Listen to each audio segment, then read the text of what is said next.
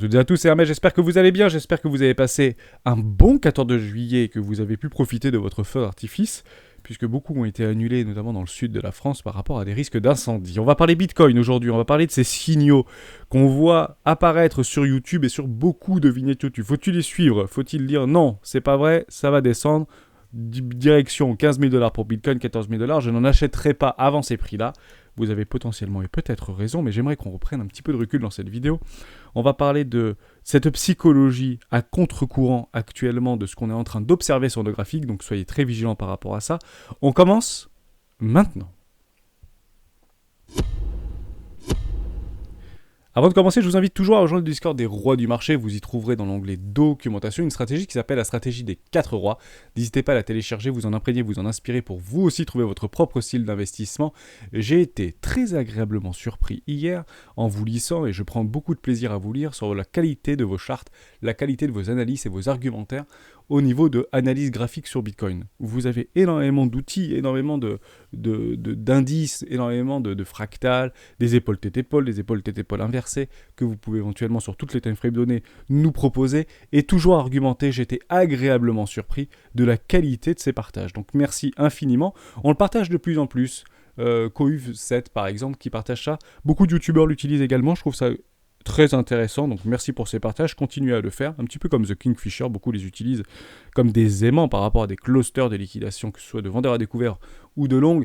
Ici en fait on arrive à voir parce que ça tend à bien se reproduire par rapport à ces petits baleineaux. Alors on appelle ça des baleineaux entre 100 000 et 1 million de dollars au niveau des portefeuilles, des baleines au-dessus d'1 million de dollars. C'est assez représentatif, je vous en parle très souvent.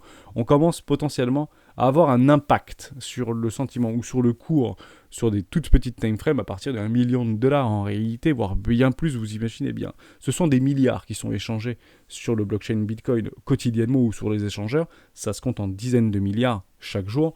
Donc il faut avoir de très très gros portefeuilles simultanément pour avoir un vrai impact sur le prix. Donc bien sûr, c'est très nourri par les sentiments, par les émotions, etc.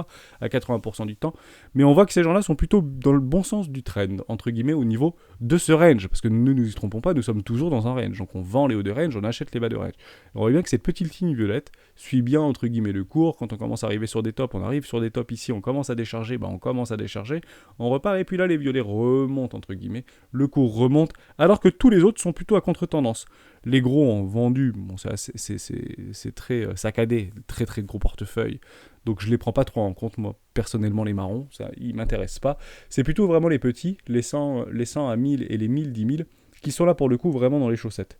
On le voit bien au niveau de cette ligne orange, les rouges sont complètement dans les chaussettes, les bleus, l'ensemble des comptes sont plutôt dans les chaussettes, et vous en avez deux, c'est les 1000, 10 000 et surtout les 100 000, 1 million, qui sont dans le bon sens du trend. Et ils ont tendance à plutôt être dans le bon sens du trend, ces gens-là.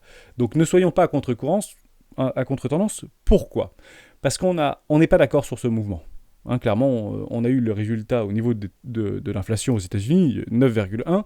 On devait retrouver un Bitcoin à 15 000 $, ou au minimum dans le bas du range. C'est très psychologique en réalité. On est en train d'essayer de structurer des bottoms de marché. On est en train de déplacer tout doucement avec des sommets toujours plus hauts que les précédents et des creux toujours plus hauts que les précédents. Donc on est en train d'essayer de structurer une dynamique tendancielle haussière au sein de ce range. Donc c'est très psychologique, mais ça fonctionne plutôt pas mal. Alors oui, attention, au niveau des canaux entre guillemets ascendants, généralement dans une dynamique et une tendancielle baissière, ça casse souvent par le bas. Voilà, donc si on regarde uniquement par rapport à la pattern, la résolution potentielle de cette dynamique moyen-long terme au niveau de Bitcoin, ça reste toujours la baisse, bien évidemment. Mais il faut vraiment faire très attention à ça, parce que si vous voulez vous refaire, entre guillemets, vous n'êtes pas d'accord sur cette montée comme beaucoup, malheureusement, ça ne ferait qu'alimenter potentiellement une hausse. Et une hausse jusque nos objectifs, notamment les 25 000 $ par rapport au cluster au niveau des options, et également les fameux 33 000 $ qu'on avait abordés par rapport à la target d'Hermès courant de l'été, sur ce rallye d'été. Vous êtes les 2 tiers par rapport au sondage qu'on a réalisé, plus de 1000 votants, 2 tiers à ne pas être d'accord avec ce rallye d'été. Pour vous, ça baisse. Il n'y aura pas de rallye d'été. Vous êtes 1 tiers à penser qu'il y aura un rallye d'été et 2 tiers à penser qu'il n'y aura pas un rallye d'été. Et 10-15% à ne pas avoir la moindre idée, évidemment. Mais c'est pas grave du tout. L'idée, c'est de se dire, en fonction de ce que je regarde sur YouTube actuellement, tout le monde me parle de signaux. Tout le monde Alors, par exemple, pour Hermès, ça va être la MA9, MA18, notamment en daily, on ne l'a pas encore. Vous avez du Ishimoku Kinkoyo, vous avez des bornes de Boulanger, vous avez du P-Syncle, vous avez tout ce que vous voulez comme signal, et on vous explique sur YouTube que le signal boule est là. Exemple, Cryptomatrice qui nous apprend par rapport à une absurdité de susurrement vis-à-vis d'un RSI en 14 périodes, qu'on est actuellement en train de travailler dans une zone de réaccumulation de whales. Fractal. Ça s'est passé par rapport au précédent bear market, ça s'est passé par rapport au précédent bear market, même au niveau du crack Covid. Nous sommes là. Signal ou pas de bottom, point d'interrogation. Vous avez CryptoSauce, notre ami suisse, qui nous parle avec son franc-parler qu'on est potentiellement sur un P-Syncle au niveau d'un low. Ça marche très bien aussi nous au niveau des highs. Mais au niveau d'un low, encore une fois une fractale qui s'est reproduite que 4 fois dans le passé, on ne peut malheureusement pas mettre all-in sur ce type de fractale, mais un signal supplémentaire par rapport à un croisement de 2 MA. D'accord ? On continue avec, en fait, d'ailleurs vous avez un tigre blanc ici avec un signal de pump. Donc pour ce personnage-là, des rois du Bitcoin, c'était plutôt MA9 et MA18, on attend, bien évidemment. Mais en réalité, on est tous plus ou moins sur YouTube en train de se dire qu'il y a un signal qui va arriver et qu'on est potentiellement haussier. Et là, à ce moment-là, on va se dire, mais si YouTube est haussier, c'est potentiellement qu'on n'est pas haussier et qu'on va plutôt aller vers le bas. Ouais, et je pense que c'est une grande partie des gens qui pensent ça. Et ça, on le voit très très bien sur The Coinalyse, sur du court terme, bas de range, haut de range. Actuellement, vous avez un ratio long short qui commence à se réapprécier. Vous avez une augmentation assez forte au niveau des open interest. Vous avez un funding dans les chaussettes sur Binance. Vous avez une décroissance au niveau du funding sur les autres échangeurs. Vous avez une augmentation au niveau des CVD sur les contrats futurs. Une forme de latéralisation, mais toujours dans une dynamique haussière sur les CVD spot. Donc, beaucoup sont à contresens de ce mouvement. On n'est pas d'accord avec cette montée. Que fait le cours ? Il monte. Ni plus ni moins. Et je pense qu'il y a une majorité qui shorte ce mouvement. De petits portefeuilles. Les petits portefeuilles qui sont contre ce mouvement nourrissent les gros portefeuilles. Tout simplement. Notamment de vos liquidations. Est-ce que ça veut dire que vous avez tort ? Potentiellement pas. Potentiellement pas. Mais attention de ne pas avoir raison trop tôt. Je voulais vous parler très très rapidement et de prendre un tout petit peu de recul avant de passer à Ishimoku Kinkoyo. Je voulais vraiment vous en parler. Si on achète maintenant du Bitcoin, en réalité, et qu'on sait au fond de nous que très probablement le scénario et l'historique devraient nous envoyer potentiellement sur les 15 000 $, 13 000 $, 10 000 $, sait-on jamais, 5 000 $. On a toujours une target qu'on avait mis sur la première vidéo des rois du Bitcoin. Vous l'avez ici, je vais vous la reprendre. C'est potentiellement les 10 000 $, me semble-t-il. Je ne sais plus trop, est-ce que j'avais vu ? Où est-ce que j'avais mis ça ? C'est un peu lointain. Hop, je vais le reprendre. On avait fait un gros travail, vous avez la première vidéo. Voilà, grosso modo, dans cette boîte de Pandore, 10 000 $. Ça, c'est clairement, potentiellement, ce qui pourrait se passer au niveau de novembre 2022. C'était un petit peu la target qu'on avait mis vis-à-vis d'un bottom de marché historique sur Bitcoin novembre 2022. Vous vous retrouvez là, sur la première vidéo des rois du Bitcoin. Pourquoi, en réalité ? C'est juste par rapport à des métriques temporelles, ce qui est extrêmement difficile sur les marchés financiers. Le plus difficile, c'est le timing. C'est de délimiter des timeframes temporels par rapport à des objectifs de prix. C'est extrêmement dur. Plan B s'y est essayé, a plutôt bien réussi pendant les 4 premières années de son essai. Aujourd'hui, il est un petit peu en deçà de ses prévisions. Il prévoyait plutôt au 31 décembre 2021 un Bitcoin à 130 000 $, fourchette basse. Bon, finalement, c'est pas ce qui s'est passé. On est plutôt rentré en bear market, ou en tout cas dans une dynamique fortement tendancielle baissière. Donc c'est pas très grave au niveau de temporalité. L'objectif, si on est là, c'est qu'on pense que Bitcoin sera 1 million. Voilà. Ou en tout cas bien plus que les 50 000 $. On prend du recul, que les 20 000 $, pardon, on prend du recul, et on va tracer tout simplement notre FIBO au niveau du premier arrêt. En réalité, même si dans une dynamique tendancielle baissière, nos relais, entre guillemets, de rebond technique ou de respiration technique, c'est que vous prenez le top, le bottom provisoire, et vous allez chercher le premier arrêt ici. Jusqu'à preuve du contraire, ce sont les 37 157 $. Bizarrement, target de JP Morgan, 38 000 $.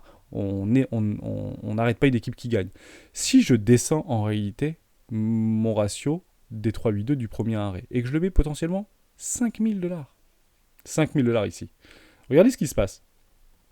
En réalité, acheter du Bitcoin ici vous permettra potentiellement, dans un futur plus ou moins éloigné, de retrouver un bénéfice. Alors, il ne sera pas fulgurant, mais retrouver un bénéfice ici. Et si vous prenez des fractales historiques sur l'indice du Bitcoin, on va le reprendre par rapport au précédent bear market, si vous prenez ce même ratio-là, potentiellement on est à moins 70% actuellement, on ne va pas se mentir. Vous prenez le top, vous prenez le bottom ici, provisoire, moins 71%, vous allez prendre le top, vous allez prendre le bottom provisoire, on se ment pas chez les rois, moins 72%, moins 74%. Donc on est potentiellement là-dedans. Est-ce que ça va durer longtemps? Est-ce que ça va pas durer longtemps? Sait-on jamais? On n'en sait rien en réalité, ça peut durer des années. Mais derrière, même si on craque complètement, et vous avez acheté là, ou on a acheté là-dedans, hein, on a réaccumulé sans mettre all-in là-dedans, et ben vous auriez potentiellement, dans les prochains mois ou prochaines années, une possibilité de sortir au minimum sur le premier art. Et des fois ça pousse un peu plus. On peut potentiellement aller chercher un 618, une zone de rechargement de vente. Logique, regardez, hein, c'est juste chirurgical, on n'arrête pas des week-ends, mais toujours dans une dynamique tendancielle baissière de fond très long terme. Très long terme. Alors qu'on a vu un magnifique petit W weekly ici. Et c'est potentiellement ça qu'on attendra. Et si on a ça, ben on peut très bien l'avoir là-bas. Voilà, on peut très bien l'avoir. Ici, ce W weekly, au même titre qu'on l'avait eu ici. Hein. D'accord? Au même titre qu'on l'avait eu ici. Est-ce qu'on était venu chercher notre premier arrêt? La réponse est non. Juste un petit peu en dessous. Ça pourrait correspondre pour nous actuellement les 25 000, 26 000 $, ce petit rebond ici. Ne soyez pas contre ce mouvement. Soyez très attentifs à ça. Mais ce que je veux vous dire ici, c'est que par rapport à tous les signaux qu'on peut avoir de mes confrères influenceurs, on vous dit qu'on est potentiellement en train de travailler des bottoms de marché, on ne le sait pas. On ne le sait pas puisque nous n'avons aucune confirmation. Les bottoms de marché, on ne les prédit pas, on les constate par des structures, par des retours dynamiques long terme, par des retests de Gassir, par des pullbacks, pour derrière repousser le cours, toujours très psychologique, et on les constatera. Et on les constatera dans longtemps. Ok? Mais c'est pas forcément une mauvaise idée d'accumuler là-dessus.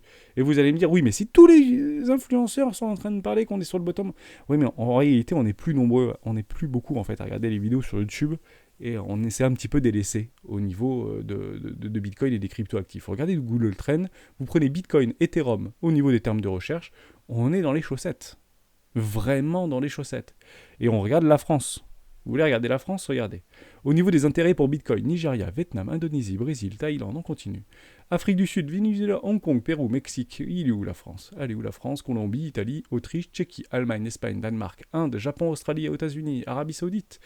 Pour la 24e position, États-Unis, c'est pas dingue. On s'est beaucoup délaissé du Bitcoin, visiblement, aux États-Unis, Pakistan, Malaisie. Pakistan par rapport à des grandes fermes de mining, Lituanie, Chili, Iran. Suisse, Arabie Saoudite, Croatie, Norvège, Portugal, on est où? En fait, on n'y est pas, quoi. Apparemment, si, on y est. Hongrie, Nouvelle-Zélande, Slovaquie, Finlande, Hongrie, France, 49e position. On estime à peu près à 230 États aujourd'hui dans le monde. Donc on est plutôt dans une première moitié, certes, mais on est quand même loin derrière au niveau de l'intérêt sur Bitcoin vis-à-vis de la France, en termes de recherche. Donc en fait, on s'en fiche un petit peu du Bitcoin. Partout dans le monde, on n'est plus sur ces ratios de 2017 où c'était un nouveau paradigme, etc. et qu'on a signé le top de marché. Beaucoup moins que lors du précédent top, entre guillemets, provisoire, introduction bourse de Coinbase, c'était en mai-juin 2021. Avril-mai-juin 2021. Et ici, on est vraiment dans les chaussettes. Donc, malgré ce qu'on peut lire, entre guillemets, il faut vraiment essayer de se décorréler par rapport à une situation de marché qui, aujourd'hui, on parle de récession, on parle d'une augmentation violente au niveau des taux d'intérêt directeurs, notamment aux États-Unis, un petit peu moins en Europe, évidemment, par rapport à la BCE, mais il fallait prendre du temps et du recul pour pouvoir vous parler de ça, parce que je pense qu'on risque de se biaiser au niveau de ces rebonds techniques. Donc, rebond technique, il peut y avoir respiration de marché, il peut y avoir, je la joue, je la vois, et elle est de bon augure par rapport au sentiment de marché, entre guillemets, au bien, et je ne suis pas le seul. Et on a de l'expérience. Il faut vraiment plutôt regarder au niveau de l'expérience et ce qui s'est passé dans le passé, plutôt que de subir nos propres émotions. Ça ne veut pas dire que c'est la majorité ou la minorité qui aura tort, ça veut juste dire qu'aujourd'hui, ce n'est pas un mauvais prix pour Bitcoin. Tout simplement. Et accumuler ici, ça signifie que vous accumulez comme des baleines. Parce que si les baleines n'accumulaient pas, on serait beaucoup, beaucoup plus bas. J'ai beaucoup de choses aussi qui parlent par rapport au taux d'hash rate. Vous avez un site qui est très intéressant, c'est BitInfoChart, ici, par rapport au hash rate de Ethereum. Pourquoi le prix va baisser, pourquoi Ethereum va repartir sur les $500, etc. Parce que ça part un petit peu par rapport au taux de l'effet de transaction vis-à-vis des blockchains, notamment du Bitcoin ou d'Ethereum. Vous avez en réalité un taux de transfert qui est relativement bas depuis très longtemps maintenant au niveau de Bitcoin, et vous avez par rapport à Ethereum des plus bas niveaux par rapport à juillet 2021 ou encore janvier 2021 ou voire avant. Et on explique que quand en fait il y a un désintérêt par rapport à Ethereum, automatiquement il y a un impact sur ses frais. Ok, est-ce que ça veut dire que si oui ou non la blockchain Ethereum n'est plus entre guillemets au goût du jour parce qu'il y a beaucoup de concurrence, comme Ada Cardano, comme plein d'autres bien évidemment, Layer One, etc. Est-ce que ça a un joug? Oui, en réalité c'est un tout. Est-ce que ça prédit ou ça signifie que Ethereum va redescendre en dessous des $500? Pas du tout, pas du tout. Mais il y a effectivement un fort impact. Et on attend les news du merge, etc. potentiellement pour redorer un petit peu l'image de... Enfin, en tout cas pour redynamiser la tendance au niveau d'Ethereum. On attend cette news. Est-ce que ça fera un flop ou est-ce que ça fera un top? Bonne question. Est-ce qu'on pourra le jouer? C'est extrêmement difficile. On attendra bien sûr des confirmations. Mais je vois beaucoup de choses se passer comme ça parce qu'il y a des pour et des moins. Également Powell qui parle et qui parlait en fait en mars dernier par rapport au marché du travail. Et il tire un peu, je vous avais montré ça sur un live, me semble-t-il, ou sur une vidéo, il y a peut-être une dizaine de jours, par rapport à des économistes et des analystes qui disaient que tant qu'on avait un taux de chômage inférieur au chômage structurel européen en France et en Europe, et ben, automatiquement, il y aura de l'inflation et ça ne marchera pas bien. Et grosso modo, le problème, c'était plus ou moins les travailleurs. Et Powell, en fait, matraque, et depuis maintenant plusieurs mois, qu'aujourd'hui aux États-Unis, il y a un travailleur pour 1,7 emplois. Waouh! Un travailleur pour 1,7 emplois par rapport au fait aux données qu'ils ont. En réalité, le taux de chômage aux États-Unis il est plus proche des 12-15% que des 3,6%. Parce qu'il y a énormément de personnes qui sont sorties, entre guillemets, du circuit alors qu'ils ont l'âge de travailler, entre les 18 ans et les 60 ans, mais ils sont sortis complètement du système au niveau de l'employabilité. Donc beaucoup de travail dissimulé, travail noir, etc. Je ne vous refais pas l'histoire, mais vous comprenez un petit peu l'idée. Donc les chiffres sont historiquement bas, mais historiquement bas par rapport à un historique qui est lui déjà sur les mêmes, entre guillemets, données. Donc on peut lui faire confiance. Du moment qu'il ne change pas en cours de route la méthode de calcul, on peut en fait partir du principe qu'il y a un taux de chômage relativement bas aux États-Unis. Et Powell, depuis plusieurs mois, tape dessus, réellement. En gros, 1,7 emplois par rapport à un travailleur. Donc, est-ce qu'on pourrait rentrer en récession? Est-ce que Powell pourrait pousser les États-Unis en récession en continuant à augmenter de façon forte au niveau du taux d'inflation pour anéantir l'investissement? Parce que c'est ça l'idée. Hein. Augmentation des taux, baisse des investissements. Si baisse des investissements, baisse de l'emploi automatiquement, puisque moins besoin d'emploi, si on n'investit pas, moins besoin d'humains par rapport à des investissements. Les investissements, ce n'est pas uniquement pour acheter des machines ou des véhicules. C'est aussi pour pouvoir développer de nouveaux produits potentiellement ou de nouveaux marchés. Et ça passe par le crédit, donc par l'emprunt. Donc les taux d'intérêt sont directement corrélés au taux d'emprunt vis-à-vis des banques commerciales. Donc si baisse de l'emploi, baisse de la rémunération. Parce que s'il y a plus de personnes au chômage, donc la concurrence sera entre guillemets plus élevée, donc une baisse de la rémunération, et potentiellement une baisse de la croissance. Si moins d'emplois, moins de croissance, moins d'investissement, enfin moins d'investissement, moins de rémunération, donc moins de croissance, égale récession. Et potentiellement que Powell pourrait le pousser. C'est un petit peu le scénario qu'on est en train d'imaginer au niveau des économistes et au niveau des analystes que je peux suivre sur Internet au quotidien, dans les médias plus ou moins spécialisés, que le monde occidental commence à essayer de pousser en direction qui pour moi en fait est une aberration, vers l'emploi, et commencer à taper sur l'emploi. Emmanuel Macron le dit, le redit, persiste et signe, lorsqu'il avait dit sa phrase « Il ne suffit que de traverser la rue pour aller trouver du boulot », aujourd'hui, il persiste et il signe en disant « C'est encore plus vrai aujourd'hui ».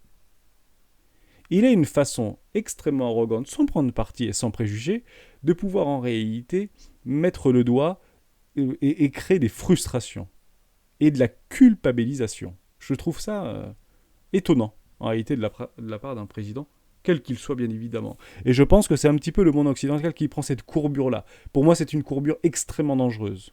Extrêmement dangereuse.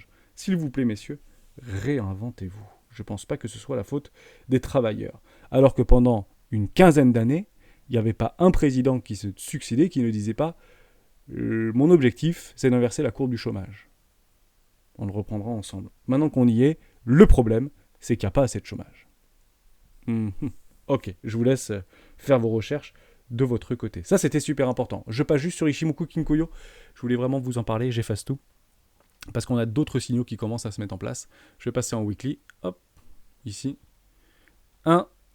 Vous avez potentiellement votre Tenkan ici, King Jun ici. Tenkan, 24 000 $, 25 000 $, 32 000 $, 33 000 $. On avait déjà parlé.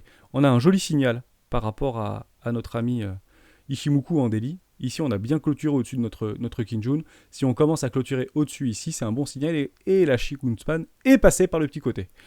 C'était difficile de passer sur la grande bougie rouge. Généralement, ça fait blocage ici. Mais on a réussi à passer. Hop, alors on peut dire qu'on est passé par là. Hein, d'accord ? On a réussi à passer là. Hop, on est passé au-dessus. C'est un problème de signal. haussier. Ça, pour moi, c'est un premier signal haussier. Car NPROL pourra potentiellement le confirmer. Si on clôture au-dessus de notre Kijun Tenkan, c'est également un signal haussier. Le plus probable, qu'est-ce que c'est? Direction le nuage au niveau de notre SSA. Ici, 23 000 $ à peu près, on pourrait aller chercher au moins un bas de nuage. Pour faire quoi? Toujours en fait dans ce canal ascendant, pour aller chercher un haut de range, sortir des vendeurs agressifs et potentiellement aller chercher un bas de range. Ok? Voire aller chercher plus bas au niveau des clusters. Dès lors, ne soyez pas trop agressif à contre-mouvement. Actuellement, vous vous retrouvez exactement au milieu d'un range. C'est le pire moment de pouvoir acheter ou vendre ce marché. On ne vend et on n'agit pas au milieu d'un range, sauf si vous êtes scalper, etc. Ça, c'était la première chose. Deuxième chose, bande de Bollinger. On estime que lorsque les Bollinger se contractent, vous avez en fait potentiellement à court terme une résolution violente. Ici, vous l'avez exactement la même chose. Résolution baissière violente. Ici, potentiellement la même chose. On peut aller chercher ces tout petits hauts ici au niveau des 22 000, 23 000, 22 100 $ peut-être à peu près, voilà. 21 900 $. Et puis derrière, faire une résolution violente à la baisse. Aucun problème. Sauf si le monde est trop baissier. Et à ce moment-là, on pourrait faire notre petit rallye d'été. Tout simplement. Mais on est proche d'une résolution. Voilà pour ça. Même chose avec Ishimoku Kinkoyo vis-à-vis du SPX. Bande de Bollinger relativement similaire. On est en train de contracter. On le constate. Vous avez ici en weekly, je ne sais plus si c'était où est-ce que j'avais vu ça, on est en train de taper une SSB ici. C'est plutôt intéressant. Si on passe au-dessus de notre Tenkan, en weekly je parle, et potentiellement on pourrait structurer un magnifique W weekly, on pourrait aller chercher exactement notre Kijun ici. Kijun, vous vous rappelez les 4114 points. Donc là on sera à 4160 points ou 4150 points, mais on avait bien cette target au niveau de S&P 500 sur les 4114 points. Une confluence supplémentaire. Également confluence, on n'arrête pas une équipe qui gagne. On va chercher exactement notre premier arrêt ou potentiellement un 0,50. Juste ici, j'aime bien le mettre en jaune. Vous savez, sur les marchés traditionnels, on aime bien avoir des retracements de 0,50. On serait relativement proche, bas de nuage 0,50. Dans une petite boîte de Pandore, c'est ici que potentiellement on pourrait revoir des vendeurs institutionnels se montrer. Ici, moins probable. Ok? Donc ça, c'était super important. On finit là-dessus? Est-ce que j'ai d'autres choses à vous dire ou pas? Par rapport à Bitcoin, par rapport au taux, je vous ai tout dit. On peut regarder ça. Ah oui, très important. Je ne sais pas si je vous en ai parlé au début de la vidéo, mais on est sur une probabilité au niveau du taux directeur à 10 ans. On est repassé sur du 50-50. Alors c'est quand même important de le signaler, de le regarder, de l'observer. Pourquoi?